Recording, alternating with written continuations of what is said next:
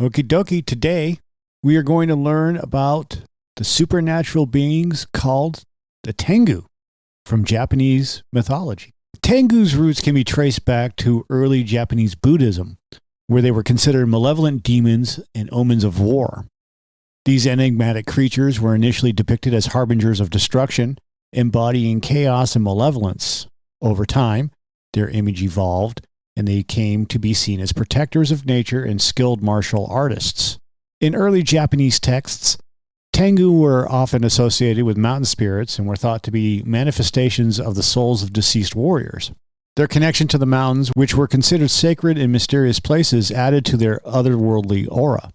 As guardians of these remote and often treacherous regions, Tengu played a significant role in the spiritual and cultural landscape of Japan. Tengu have been known for their mischievous nature. They enjoy playing tricks on humans, particularly targeting arrogant samurai and monks. Their tricks can be harmless pranks or more serious challenges, and in many stories, Tengu are depicted as testing the virtue and humility of individuals, punishing those who are overly proud or disrespectful. There's a famous tale that involves a Tengu disguising itself as a wise monk to teach a lesson to a proud and arrogant warrior. In this story, the warrior, renowned for his combat skills and bravery, becomes increasingly conceited and dismissive of others, believing that his prowess makes him superior. The Tengu, noticing the warrior's arrogance, decides to intervene. So the Tengu takes on the guise of a venerable monk and approaches the warrior, offering to teach him advanced techniques that would further enhance his abilities. Intrigued by the monk's offer, the warrior eagerly accepts the challenge to prove his superiority and learn new skills. The monk then sets a series of increasingly difficult tasks, each designed to test not only the warrior's physical strength and combat skills, but also his patience, humility, and moral character. In the first test, the warrior is asked to carry a heavy load up a steep mountain path. Confident in his physical strength, the warrior undertakes the task with ease, but soon encounters obstacles that require more than brute force to overcome.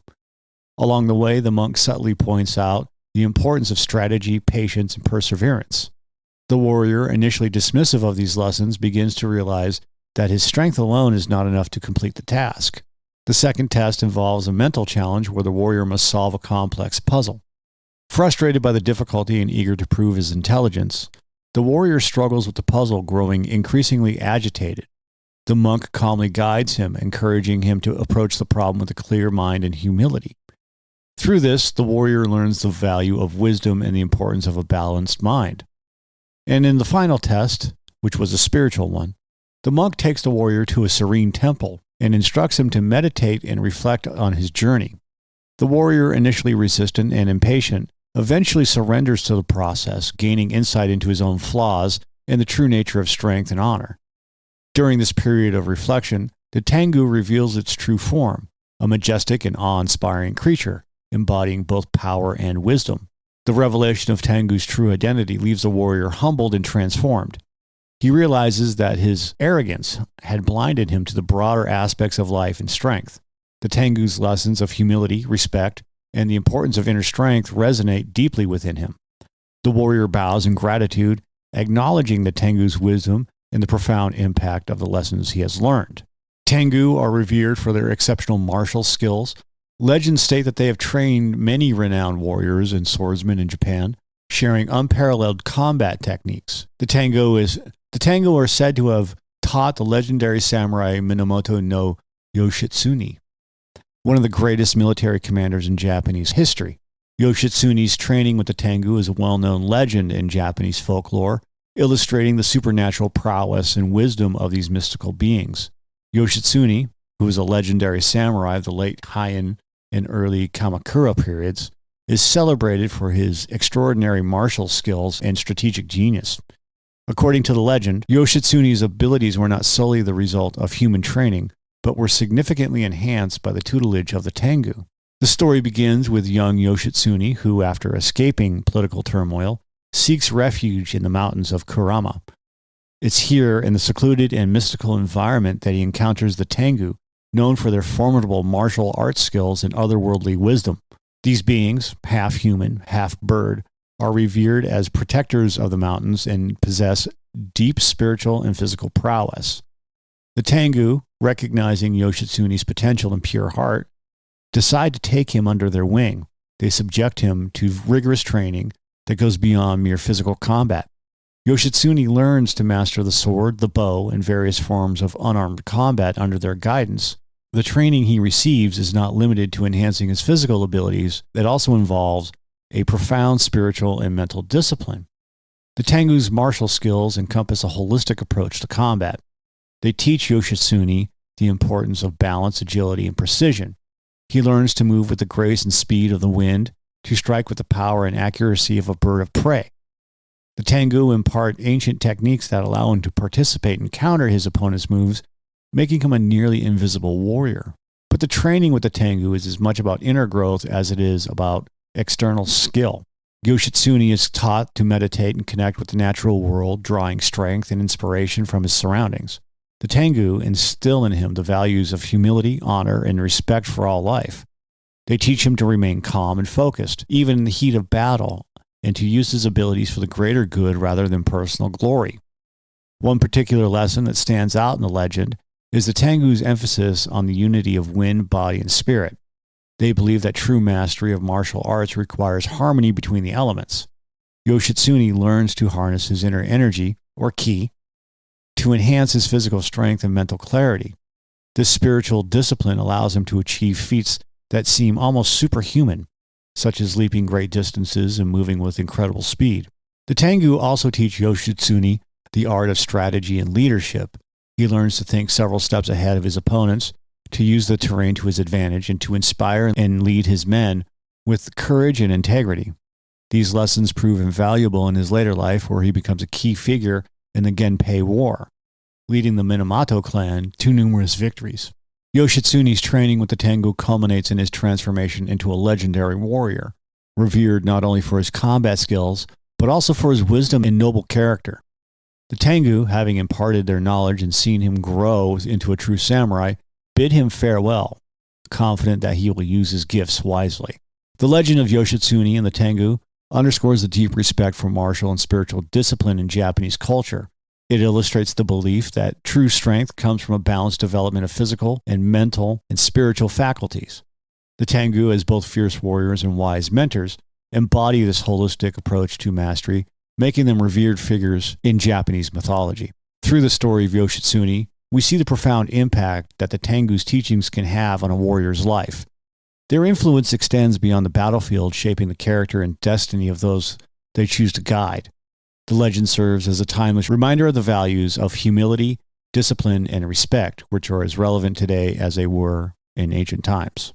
Over time, the Tengu evolve from being seen as malevolent spirits to protectors of mountains and forests.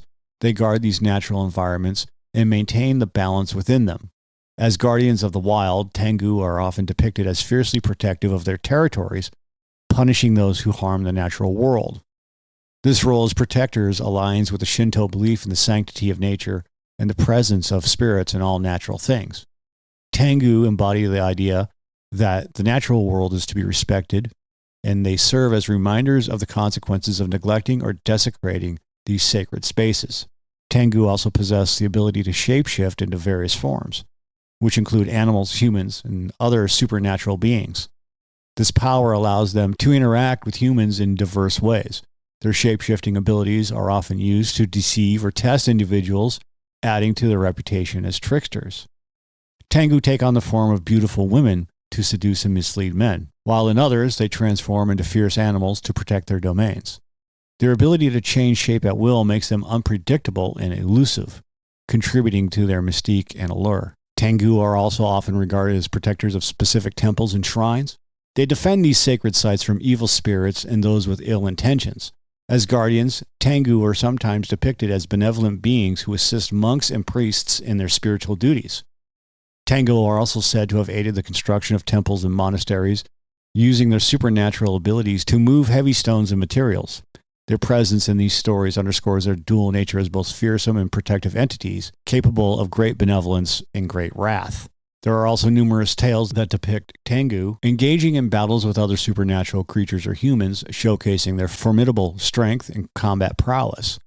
The stories highlight the Tengu's role as warriors and defenders, often fighting to protect their territories or to teach valuable lessons to those who encounter them. There's a tale that involves a Tengu battling a powerful demon that threatens a village. The Tengu's victory not only saves the village, but also reinforces its status as a protector and guardian spirit. These legendary battles are a testament to the Tengu's martial skills and their commitment to maintaining balance and order. The Tengu have been depicted in Japanese folklore, literature, and art for centuries. They appear in traditional tales, kabuki theater, and classical paintings, often portrayed as both fearsome and wise. Their dual nature as tricksters and protectors have made them enduring figures in Japanese culture.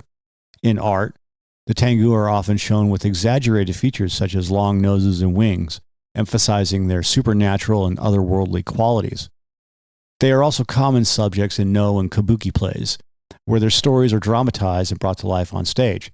These cultural depictions have helped to keep the legends of the Tengu alive and relevant across generations. In historical festivals and rituals, Tengu masks are worn to represent these beings. These masks, often red and long-nosed, are used in performances and dances that recount Tengu legends. The masks are believed to embody the spirit of the Tengu and are used to invoke their protections and blessings. The masks are also worn during certain Shinto rituals and ceremonies, where they are used to ward off evil spirits and bring good fortune. The use of these masks highlights the Tengu's importance in Japanese spiritual practices and their continued significance in contemporary culture. The Tengu of Japanese mythology are complex and they're multifaceted beings, embodying both the fierce and the benevolent aspects of the supernatural world. Their roles as tricksters, protectors, and martial arts masters have made them enduring figures in Japanese folklore, revered and feared for their supernatural abilities and wisdom. That's all I got for today. Thanks for listening. If you enjoyed this video or learned something new, give the video a like, subscribe, comment, share it. It helps the channel. So until next time, do good, be good, and thanks. All right, that's all I got for today. Thanks for listening. If you like it, hit that subscribe button for us. If you don't like it, that's okay too. Other than that, have a great day.